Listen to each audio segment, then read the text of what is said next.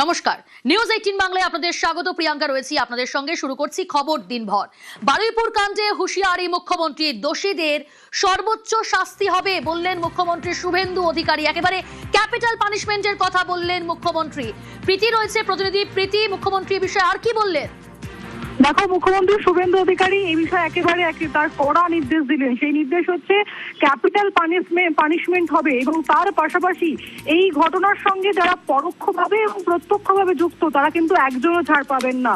এবং পুলিশ কর্মীরা যারা এই ঘটনার সঙ্গে কার্যত তাদের ঢিলেমি বলা চলে কাজের প্রতি তারা দেখিয়েছেন, তারাও কিন্তু তাদের বিরুদ্ধে কড়া পদক্ষেপ করা হবে।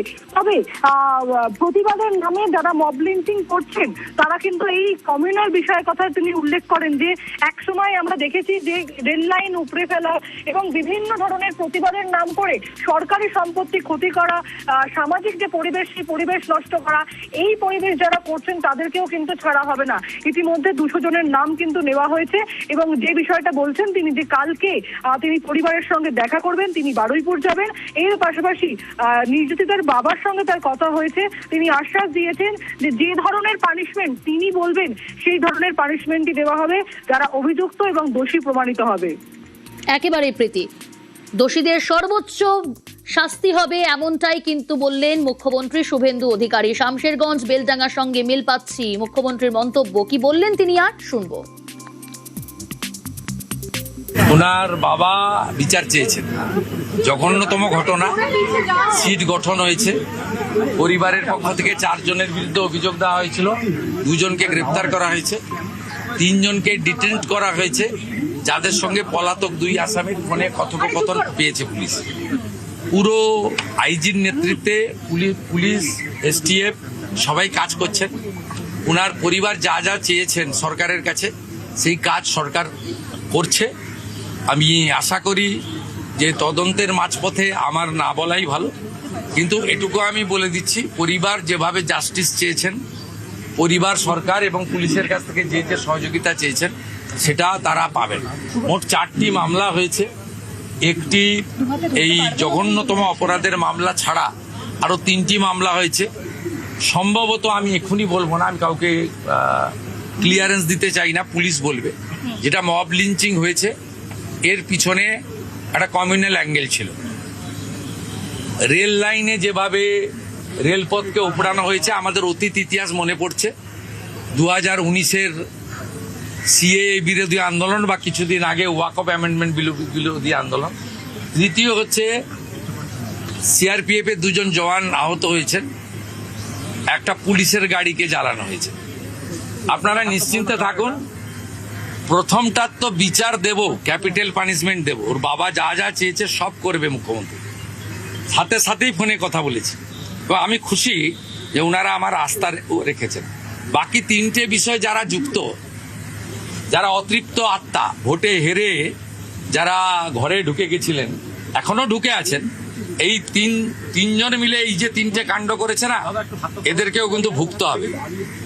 এমন ভোগাবো বুঝতে পারবেন।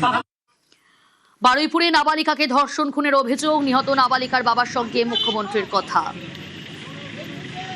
সিএম এর সঙ্গে আমার সব কথা হয়েছে, টোটাল আমি ফাঁসির দাবি করেছি এদের সঙ্গে। মুখ্যমন্ত্রী মঙ্গলবার দিন ভবানী ভবনে যেতে বলেছে, ওখানে বসে যা দাবি করব, যেটা বলবো সেটাই উনি করে দেবে বলেছে। সব রকম সহযোগিতা আমাদের করবে। গতকালই মুখ্যমন্ত্রী নাবালিকার বাবার সঙ্গে কথা বলেন, আশ্বস্ত করেন এবং সেই নাবালিকার বাবার বক্তব্য শোনালাম। আপনাদের আরো একবার শোনাবো আজ কি বললেন মুখ্যমন্ত্রী শুভেন্দু অধিকারী। বারুইপুর কাণ্ডে কড়া হুঁশিয়ারি দিলেন। তিনি বললেন দোষীদের সর্বোচ্চ শাস্তি হবে, কাউকে ছাড়া হবে না। তদন্ত শুরু হয়েছে, তদন্ত চলছে, বেশি কিছু বলবো না, এমনটাই মন্তব্য মুখ্যমন্ত্রী শুভেন্দু অধিকারী। শুনুন আরো একবার। ওনার বাবা বিচার চেয়েছেন। জঘন্যতম ঘটনা, সিট গঠন হয়েছে। পরিবারের পক্ষ থেকে 4 জনের বিরুদ্ধে অভিযোগ দেওয়া হয়েছিল, 2 জনকে গ্রেপ্তার করা হয়েছে, 3 জনকে ডিটেন্ট করা হয়েছে, যাদের সঙ্গে পলাতক 2 আসামির ফোনে কথোপকথন পেয়েছে পুলিশ। আইজির নেতৃত্বে পুলিশ, এসটিএফ সবাই কাজ করছেন। উনার পরিবার যা যা চেয়েছেন সরকারের কাছে সেই কাজ সরকার করছে। মোট 4টি মামলা হয়েছে। একটি এই জঘন্যতম অপরাধের মামলা ছাড়া আরো 3টি মামলা হয়েছে, যেটা মব লিঞ্চিং হয়েছে। এর পিছনে একটা কমিউনাল অ্যাঙ্গেল ছিল। রেল লাইনে যেভাবে রেলপথকে উপড়ানো হয়েছে, আমাদের অতীত ইতিহাস মনে পড়ছে। 2019-এর সিএএ বিরোধী আন্দোলন বা কিছুদিন আগে ওয়াকফ অ্যামেন্ডমেন্ট বিরোধী আন্দোলন। দ্বিতীয় হচ্ছে সিআরপিএফ এর 2জন জওয়ান আহত হয়েছেন, একটা পুলিশের গাড়িকে জ্বালানো হয়েছে। প্রথমটার তো বিচার দেব, ক্যাপিটাল পানিশমেন্ট দেব। ওর বাবা যা যা চেয়েছে সব করবে মুখ্যমন্ত্রী। সাথেই ফোনে কথা বলেছি। তো আমি খুশি যে ওনারা আমার আস্থা রেখেছেন। বাকি 3টে বিষয় যারা যুক্ত, যারা অতৃপ্ত আত্মা, ভোটে হেরে যারা ঘরে ঢুকে গেছিলেন, এই 3জন মিলে এই যে 3টে কাণ্ড করেছে না, এদেরকেও কিন্তু ভুগতে হবে। এমন ভোগাবো বুঝতে পারবে। মুখ্যমন্ত্রীর কড়া হুঁশিয়ারি, বারুইপুর কাণ্ডে দোষীদের সর্বোচ্চ শাস্তি হবে। শামশেরগঞ্জ বেলডাঙ্গার সঙ্গে মিল পাচ্ছি, তদন্ত চলছে, কাউকে ছাড়বো না। তদন্ত চলাকালীন এর থেকে বেশি কিছু বলা উচিত নয়। কাউকে ছাড়া হবে না। এই ঘটনার সঙ্গে যারা যারা জড়িত তাদের কাউকে ছাড়া হবে না।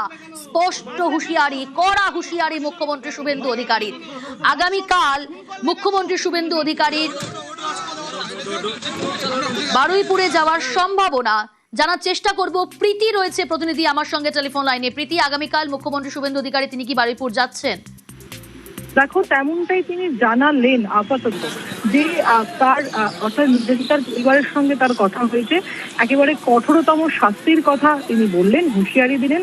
তার পাশাপাশি তিনি বললেন যে আগামীকাল অর্থাৎ মঙ্গলবার তিনি বারুইপুরে যাবেন এবং তার পরিবারের সঙ্গে দেখা করবেন, কথা বলবেন এবং একেবারে যে পরিমাণ যে শাস্তির দাবি পরিবার চাইছে, সেই শাস্তি কিন্তু যারা প্রত্যক্ষ এবং পরোক্ষভাবে এই ঘটনার সঙ্গে তারা কিন্তু সেই শাস্তি পাবে। অর্থাৎ একেবারেই প্রীতি, অর্থাৎ আগামীকাল মুখ্যমন্ত্রী শুভেন্দু অধিকারী বারুইপুর যেতে পারেন, এমনটাই খবর।